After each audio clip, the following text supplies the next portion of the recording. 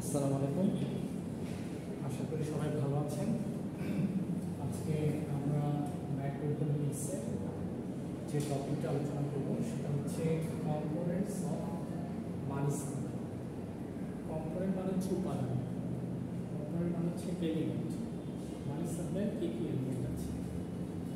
মার্কেটে ইকোনমিতে মানির সাপ্লাই থাকে।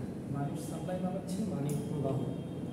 যদি সরকার অনেক টাকা ছাপায়, যদি ব্যাংকগুলো ইন্টারেস্ট রেট কমিয়ে দেয়, সরকার অনেক টাকা ছাপালে টাকা ইকোনমিতে আসবে, মানি সাপ্লাই বাড়বে। ব্যাংক যদি তার ইন্টারেস্ট রেটকে কমিয়ে দেয়, মানুষ ব্যাংকে টাকা গচ্ছিত রাখাটা পছন্দ করে। সে যেহেতু বেশি ইন্টারেস্ট পাচ্ছে না, এই জন্য সে ইকোনমিতে টাকাকে আবার ফিরিয়ে নিয়ে আসবে, তখন মানি সাপ্লাইটা বাড়বে। এভাবে যদি দেশের অভ্যন্তরীণ কোনো ইস্যুতে বা বৈদেশিক থেকে ইস্যুতে অনেক টাকা আমাদের দেশে আসে, আমাদের যদি ফরেন এক্সচেঞ্জটা ভালো চলে, যদি আমরা অনেক বেশি রপ্তানি করতে পারি, তাহলে ফরেন কারেন্সি থেকেও আমাদের দেশে মানি সাপ্লাইটা বাড়বে, দেশটা সমৃদ্ধ হবে, ইকোনমি এগিয়ে যাবে। কিন্তু কম্পোনেন্টস অফ মানি সাপ্লাই আমরা শুধুমাত্র মানি সাপ্লাই এটা বুঝবো না, বরং কী কী বিষয় দ্বারা মানি সাপ্লাইগুলো আসতে পারে সেটা জানবো। এক নম্বর হচ্ছে কারেন্সি আউটসাইড ব্যাংক। কারেন্সি মানে হচ্ছে মুদ্রা, যেমন জাপানে ইয়েন, হ্যাঁ, ইন্ডিয়াতে রুপি, আমাদের দেশে হচ্ছে টাকা, ইউনাইটেড স্টেটসে হচ্ছে ডলার, সিঙ্গাপুর হচ্ছে সিং ডলার, কানাডিয়ান হচ্ছে Canadian dollar, eighty Australian dollar. Dollar একসাথে অনেকগুলো দেশের মুদ্রা, কিন্তু অস্ট্রেলিয়ান ডলার এবং কানাডিয়ান ডলারের ভ্যালু সমান, ইউএস ডলারের ভ্যালু সবচেয়ে হাই। ওকে, তো কারেন্সি আউটসাইড ব্যাংকস, ব্যাংক ছাড়া আমরা কারেন্সি যদি দেখি তাহলে এটা ইকোনমিতে দেখি না। পানের দোকানে কারেন্সি, চায়ের দোকানে কারেন্সি, আপনি রাস্তাঘাটে ট্রান্সপোর্টেশনের ভাড়া দিচ্ছেন কারেন্সি, সর্বত্র সব জায়গায় কারেন্সি দেখা যাচ্ছে না। ফরেন কারেন্সি আছে, দেশীয় কারেন্সি আছে, দেশীয় টাকা আছে, আমরা এটাকে বলি টাকা বা পয়সা। সুতরাং ব্যাংক ছাড়া ব্যাংকে কোনোভাবে ডিপিএস নাই, এপিএস নাই, ব্যাংকে কোনো সেভিংস অ্যাকাউন্ট নেই, চলতি হিসাব নাই, ফিক্স হিসাব নাই। কিন্তু ব্যাংকের ছাড়া আমি যে সমস্ত টাকাগুলো দেখতে পাচ্ছি আমার ইকোনমিতে, সেটা হচ্ছে আমার কারেন্সি আউটসাইড ব্যাংকস। সুতরাং ব্যাংকের বাইরে আমার যে সমস্ত কারেন্সি আমি দিচ্ছি। কারেন্সি ইনসাইড ব্যাংক মিনস ব্যাংকে গচ্ছিত টাকা, কিন্তু কারেন্সি আউটসাইড ব্যাংক মিনস এমন কিছু অর্থের অংশ যেটা ব্যাংকের মধ্যে গচ্ছিত নাই। ইনসাইড মানে টাকা আছে ব্যাংকে, আউটসাইড মানে টাকা নাই ব্যাংকে, ব্যাংকের বাইরে ইকোনমিতে আছে এরকম টাকা। এরকম টাকা মানুষের হাতে থাকতে পারে। মানুষ অনেক সময় টাকা বাসায় রেখে দেয়, অনেক সময় টাকা মাটির ব্যাংকে ফেলে, অনেকে টাকা অন্য খাতে বিনিয়োগ করে। মানুষ যখন একটা টাকা বিনিয়োগ করে তখন ওই টাকাটা ইকোনমিতে কীভাবে ছড়িয়ে যায়।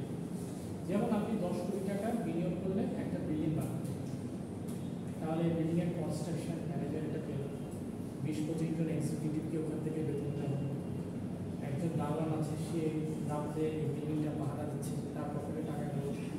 আবার তার পকেটে টাকা থেকে তার মেয়ের স্কুলের খরচ গেল, সকালবেলা পাউরুটি কিনতে কিছু টাকা দোকানে চলে গেল, পানের পয়সা হলো, পানের দোকানদার কিছু টাকা পেল। এভাবে ইকোনমিতে টাকা ছড়িয়ে যায়।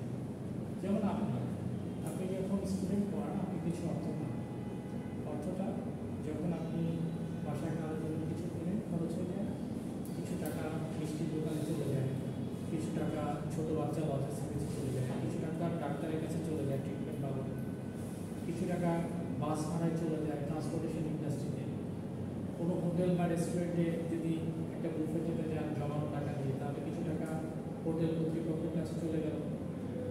পায়ের জুতাটা নষ্ট হলো, এটা সেলাই করতে টাকা গেল, সুতরাং মুচি বা কবলারের কাছেও কিছু টাকা চলে গেল। সুতরাং আপনার হাতে থাকা টাকা বিভিন্নভাবে বিভিন্ন জায়গায় ছড়িয়ে যাচ্ছে। তো এই যে ছড়িয়েছে সব টাকা, এগুলো হচ্ছে কারেন্সি আউটসাইড ব্যাংক। ব্যাংকের কাছে অন্তত সেটা গচ্ছিত না, সেটা আপনার আমার সবার কাছে আছে, বুঝতে পারলেন? দ্বিতীয় হচ্ছে deposit of financial institutions with Bangladesh bank. অনেক সময় আমরা টাকা ব্যাংকে জমা রাখি, বিভিন্ন ফাইন্যান্সিয়াল ইনস্টিটিউশনে জমা রাখি। ব্যাংক তখন চিন্তা করে গ্রাহকের হাতেগুলো টাকা আমি যে রাখলাম, এটা একটা বাধ্যতামূলক পার্সেন্টেজ আমি সেন্ট্রাল ব্যাংকে জমা রাখবো। কোনো কারণে যদি আমার ব্যাংকে বা ফিনান্সিয়াল ইনস্টিটিউশনে ধস নামে, তাহলে আমি যেন সেভ হতে পারি। তখন ওই বাংলাদেশ ব্যাংকে চিঠি লিখে পাঠাবো যে আমার জমাকৃত টাকা এখন তুমি দাও। আবার ব্যাংক কিছু সময় ক্যাশ রিজার্ভ রাখে, সে জানে প্রতিনিয়ত কিছু টাকা মানুষ চেক দিয়ে তুলে নিয়ে যায়, নগদ টাকার প্রয়োজন পড়ে, এটা একটা ব্যবসায়িক মানুষ। সুতরাং সে চিন্তা করে কেউ যদি আমার কাছে আজকে চেকটা ধরে, সাধারণত এক সপ্তাহের কত টাকা আমার ঘর থেকে চলে যাবে। সুতরাং কোনো একটা এস্টিমেট করে সে একটা ক্যাশ রিজার্ভ তার নিজের ব্যাংকেও রাখে, আর সেফকে একটা প্রশ্ন রাখে বাংলাদেশ ব্যাংক। যদি কখনো ব্যাংকিং ইস্যুতে ধস নামে, তখন গ্রাহকের টাকা সে ফেরত দেওয়ার জন্য বাংলাদেশ ব্যাংকে সে যে গচ্ছিত রেখেছিল, সেই অনুপাতে সে টাকা রিটার্ন নিয়ে আবার জনতার হাতে দিতে পারবে। সুতরাং deposit of financial institutions with Bangladesh bank হচ্ছে সকল ব্যাংক এবং নন ব্যাংক ফিনান্সিয়াল ইনস্টিটিউশনের গচ্ছিত টাকা অংশ যেটা বাংলাদেশ ব্যাংকে রাখা হয়েছে। বাংলাদেশ ব্যাংক হচ্ছে সেন্ট্রাল ব্যাংক। যেমন বাংলাদেশের সোনালী, রূপালী, জনতা, অগ্রণী, আর যত private commercial bank, foreign bank আছে, দেশীয় লোকাল ব্যাংক আছে, সবগুলোকে কন্ট্রোল করছে কে? বাংলাদেশ ব্যাংক। আমরা সংক্ষেপে এটাকে বলি বিবি, মানে বাংলাদেশ ব্যাংক। ডয়েস বুন্দেস একটা দেশের সেন্ট্রাল ব্যাংক। তারপর ফেডারেল রিজার্ভ সিস্টেম একটা দেশে আমেরিকার সেন্ট্রাল ব্যাংক। ডয়েস বুন্দেস হচ্ছে জার্মানির সেন্ট্রাল ব্যাংক। ওকে, এরকম প্রতিটা দেশেই সেন্ট্রাল ব্যাংক আছে যারা ব্যাংকিং ইন্ডাস্ট্রিটাকে কন্ট্রোল করে। এরা কাজ করে রেগুলেটরি হিসেবে, তারাই আইন দেয় কত পার্সেন্ট রিজার্ভ রাখতে হবে, কত পার্সেন্ট ক্যাশ রিজার্ভ রাখতে হবে, কত পার্সেন্ট আমানতের জমা রাখতে হবে, এগুলো তারাই ইনস্ট্রাকশন সেট করে দেয়। বাংলাদেশ ব্যাংক সবসময় একটা মনিটরিংয়ের উপর রাখে। কোনো একটা ব্যাংক চাইলে একটা পে অর্ডারের ফি 200 টাকা রাখতে পারবে না, একটা ফি থাকতে হবে কাঠামো অনুসারে। আমি এখান থেকে যদি সাভারে টাকা পাঠাতে চাই, তাহলে আমাকে কত টাকা চার্জ করতে হবে সর্বোচ্চ? এটা হচ্ছে 200 টাকা চার্জ দিলে হবে না, 5000 টাকা 200 টাকা চার্জ পাবো। আমি হয়তো একটা সিলিং পাবো 20,000 টাকায় 5 টাকা করে, তাহলে 10,000 টাকায় কত চার্জ আসবে? এখন আমার যদি 600 টাকা চার্জ আসে আমি দিতে পারবো, লাইক বিকাশ। যেমন বিকাশে কিছু অ্যামাউন্টের উপর ভিত্তি করে চার্জের সংখ্যাটা বাড়ে। ওকে, বাই দ্য ওয়ে, বিকাশ, নগদ, রকেট, হ্যাঁ, এগুলো হচ্ছে সব শ্যাডো ব্যাংক। শ্যাডো মানে ছায়া, ব্যাংক না কিন্তু ব্যাংকের ছায়া। ব্যাংকিং কার্যক্রম করে না, কিন্তু টাকা পয়সা কিছু লেনদেন করা যায়। টাকা পাঠালাম, টাকা নিলাম, সেভ মানে ক্যাশ ইন, ক্যাশ আউট, তাই না? এগুলো হচ্ছে সবগুলো হচ্ছে শ্যাডো ব্যাংকিং। ব্যাংকিং ওই অর্থে না, কিন্তু ব্যাংকিংয়ের যেন একটা ছায়া, বুঝতে পারলেন? যাই হোক, তো বাংলাদেশ ব্যাংক রেগুলেটর হিসেবে কাজ করবে। তারা এই সমস্ত অর্থ সম্পদগুলো জমা রাখবে এবং সময় সময় তারা এগুলো ডিস্ট্রিবিউট করবে অন্যান্য ব্যাংকগুলোর চাহিদা অনুসারে, বা তাদের যখন ধস নামবে, যার প্রয়োজন হবে, তখন সেটা সাপ্লাই হবে। বুঝতে পারলেন? 3 নাম্বার হচ্ছে ডিমান্ড ডিপোজিটস উইথ ব্যাংক। ব্যাংকের সাথে থাকা ডিমান্ড ডিপোজিট। ওকে, আমরা অনেক সময় অনেক ধরনের অ্যাকাউন্ট খুলে থাকি, savings account, current account, fixed account, তাই না? প্রতিটা অ্যাকাউন্ট কিন্তু ব্যাংকের কাছে টাকা জমা রাখার জন্য। সেভিংস অ্যাকাউন্টে আমি যখন ইচ্ছা তখন টাকা তুলতে পারি। অনেক সময় বলা হচ্ছে সপ্তাহে 2বারের বেশি টাকা তোলা যায় না, ব্যাংক এটা প্র্যাকটিস করতে এক সময়, এখন ওই অর্থে এটা নেই। চলতি অ্যাকাউন্ট বা কারেন্ট অ্যাকাউন্টগুলো হচ্ছে ব্যবসায়ীদের জন্য। সে যদি দিনে 10-12 টাকা জমা রাখে, রাখতে দিতে হবে। যদি 15-12 টাকা তুলতে চায়, তুলতে দিতে হবে। এখানে কোনো রেস্ট্রিকশন নেই। সুতরাং সে সবসময় টাকা জমা এবং উত্তোলনের একটা ফ্যাসিলিটি পাবে। আর ডিমান্ডের মধ্যে থাকবে কিছু মানুষের এমন অ্যাকাউন্ট যেখানে সে ফিক্সড অ্যাকাউন্টেরও লেনদেন করতে পারে। ওকে, তবে ব্যাংকের কাছে আপনি যে অ্যাকাউন্টে টাকা জমা রাখেন না কেন, টাকাটা ব্যাংক পাবে। আমরা অনেক সময় জানি যে ব্যাংক অনেক সময় আপনার ডিপিএস খুলে, তাই না? এটাও কিন্তু ব্যাংকের এক ধরনের অর্থকে ধরে ফেলা। 3 বছরের জন্য হলে এক ধরনের ইন্টারেস্ট দিবে, 5 বছরের জন্য এক ধরনের ইন্টারেস্ট, 10 বছরের জন্য এক ধরনের ইন্টারেস্ট দিবে। যত দিন যাবে তত ইন্টারেস্টের রেট বেশি। কেউ 3 বছর টাকাটা খাটালে যে ইন্টারেস্ট পাবে, 10 বছর খাটালে তার চেয়ে বেশি পাবে। কিন্তু মজার বিষয় হচ্ছে টাইম ভ্যালু অফ মানিতে আপনি খুশি হচ্ছেন দেখে যে 10 বছর পর বেশি ইন্টারেস্ট পাচ্ছেন, আসলে কিন্তু তা না। 10 বছর পর একটা পাউরুটির দাম বেড়ে গেছে, রিক্সা ভাড়া বেড়ে গেছে, ট্রান্সপোর্টেশনের কস্ট বেড়ে গেছে, বাসা ভাড়া বেড়ে গেছে। সুতরাং আলটিমেটলি 10 বছর পরে ওই টাকাটা নিয়েও দেখা যাচ্ছে যে আপনি যেটা 10 বছর আগে এফোর্ড করতে পারতেন, 10% সুদ বেশি পেয়েছেন, হয়তো এখন ওটা অ্যাডজাস্ট করা যাচ্ছে না, 20% ওদিকে একটা গ্যাপ তৈরি হয়ে গেছে, তাই না? সো এগুলো হয় টাইম ডিপোজিট উইথ ব্যাংক। ব্যাংকের কাছে ফিক্সড ডিপোজিট রাখা হয়, তাই না? 3 বছরের জন্য, 6 বছরের জন্য বিভিন্ন টার্মে ডিপোজিট রাখা হয়, সেগুলোর উপর ব্যাংক সবচেয়ে বেশি ইন্টারেস্ট দেয়। ব্যাংক সবচেয়ে কম ইন্টারেস্ট দেয় সেভিংস অ্যাকাউন্টে। আপনি ধরেন আপনার স্যালারিটা 3 মাস তুললেন না, ব্যাংক ওখানে হয়তো 200-300 টাকা অ্যাড করে দিল মাত্র। চলতি হিসেবে কিছু সুদ আপনি পেতে পারেন, যদিও জেনারেল অর্থ হয় না, কারণ ট্রিপমেন্ট টাকা উত্তোলন এবং জমা দেওয়া হয়। এটা এই নেচারটার কারণে এই সুদটার ভাবে গ্র্যাপ করতে পারে ইন্টারেস্ট, যেহেতু টাকাটা ক্যাশে খুব বেশিক্ষণ স্থায়ী থাকে না। তবে ব্যাংকের পলিসি থাকলে সে সেভিংস কারেন্টও কিছু না কিছু ইন্টারেস্ট দিতে পারে না। এখন হচ্ছে ইনসেন্টিভের যুগ। এই যে শ্যাডো ব্যাংকিংগুলো করে, এখানে বিকাশ বলে যে এত টাকা লেনদেন করে 30 টাকা ক্যাশ পায়, তাই না? এটা কিন্তু এক ধরনের ইন্টারেস্ট চাইবে, আপনি লেনদেনের উপর একটা বোনাস চাইবে, কিছু একটা পাচ্ছেন, তাই না? কিন্তু বাস্তব জীবনে আপনাকে এমন একটা কিছু প্র্যাকটিস করতে হবে ব্যাংকিংয়ের কাঠামোর বাইরে একজন মানুষ হিসেবে, যেটাতে এতটুকু ইন্টারেস্ট থাকে না। ইভেন আপনি যদি একটা নতুন 100 টাকার নোট কোনো বন্ধু থেকে ধার নেন, চেষ্টা করবেন তাকে একটা নতুন নোটই ফেরত দিতে, পুরানো নোট। ওকে, আর লেনদেনে সবসময় ব্যক্তিগত জীবনে সতর্ক থাকতে হবে। আপনি কারোর কাছ থেকে 5,000 টাকা ধার নিলেন, সে এই ধারের সাথে সাথে আপনাকে একটা 500 টাকা দামের কল উপহার দিল। আপনি তাকে জিজ্ঞেস করবেন এটা সুদ হিসেবে আমার কাছে আগত কিনা, আমি তোমার কাছে মানবিক কারণেই হেল্প করলাম, তার মানে এই না যে তুমি আমাকে রিটার্নের সময় একটা কিছু উপহার দিবা। এটা যদিও টাকার অঙ্কে না, কিন্তু এটা একটা সুদ।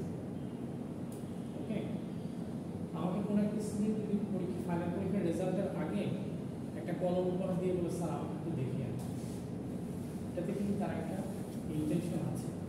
আমারটা নেওয়াটা খারাপ হবে না, কারণ সে একটা এক্সপেকটেশন করবে যে একটা বেশি নাম্বার দেবে। আমি নাম্বারটা যেহেতু দিতে পারবো না, কলমটা আমি, তাই না? কেউ আমাকে একটা রেস্টুরেন্টে, খুব হাইফাই রেস্টুরেন্টে বুফে খাওয়াতে চাচ্ছে, কিন্তু আমি ওটাতে সাপোর্ট দিচ্ছি না, কারণ সাপোর্ট দিলেই তাকে A+ এই ক্যাটাগরির কোনো মার্কস দিতে হবে, বস্তুতপক্ষে সে B ক্যাটাগরির একটা স্টুডেন্ট। এটা কিন্তু এক ধরনের সুদ। সুদ শুধুমাত্র মনিটারি ফর্মে আসে না, সুদ অনেক ফর্মে আসে। আপনি এগুলো বইয়ের পাতায় পাবেন না, কিন্তু ইসলামিক ফিলোসফি যদি চিন্তা করেন, ইসলামিক ফাইন্যান্স, এগুলো কিন্তু আছে। সুতরাং অনেক বড় বিষয় এগুলো চিন্তা করতে গেলে।